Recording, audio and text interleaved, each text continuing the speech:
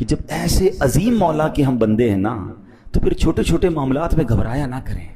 ہاں ہمارے لیے بعض اوقات معاملہ بڑا ہوتا ہے، میرے رب کے لیے کچھ بھی نہیں ہے. ہاں کیوں کر نہ میرے کام بنے غیب سے حسن، کیوں کر نہ میرے کام بنے غیب سے حسن، بندہ بھی ہوں تو کیسے بڑے کارساز کا. اس عظیم مولا کا بندہ ہو کر پھر ہم گھبراتے ہیں، پھر ہم ٹینشن میں آ جاتے ہیں، پھر ہم دنیا والوں کے چکر لگاتے ہیں. زندگی کا ایک اصول بنا لیں، اپنے کام سپرد کریں اپنے رب کے. پرابلم میں آ گئے کہ اللہ مالک ہے، وہ اللہ ہے ہی، جب مالک ہی وہی ہے، کریم بھی وہی ہے، خالق وہی ہے، اس پوری کائنات کو چلا رہا ہے، تو میرے پرابلمز اس کے لیے کچھ بھی نہیں ہیں. بس پرابلم یہ کہ میرا اس سے کنیکشن لوز ہو جاتا ہے، میرا رابطہ کم ہو جاتا ہے، میرا بھروسہ ہل جاتا ہے، یقین شیک ہو جاتا ہے.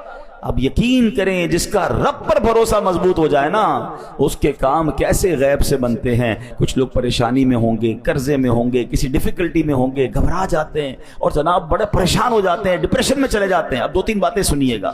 جو اللہ پر بھروسہ رکھتے ہیں نا، اللہ سے مدد مانگتے ہیں، دیکھو ان کے کام کیسے بنتے ہیں. خادم رسول حضرت انس بن مالک رضی اللہ تعالیٰ فرماتے ہیں، نبی پاک علیہ الصلوۃ والسلام نے فرمایا ایک صحابی بہت متقی اور پرہیزگار تھے، تجارت کیا کرتے تھے، ایک ملک سے دوسرے ملک مال لے جاتے تھے، دوسرے ملک سے مال لے کر آتے تھے.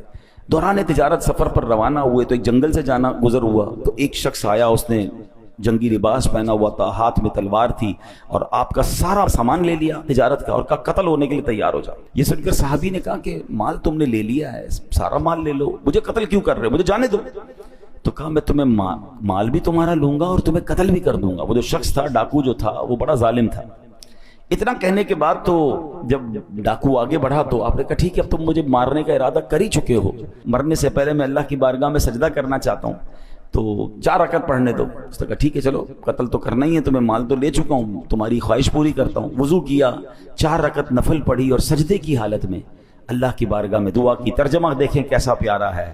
اے ودود، اے عرش مجید کے مالک، اے وہ کہ ہمیشہ جو چاہے کرنے والا ہے، تیری عزت جس کی کوئی انتہا نہیں، میں تجھے تیری اسی عزت کا واسطہ دیتا ہوں.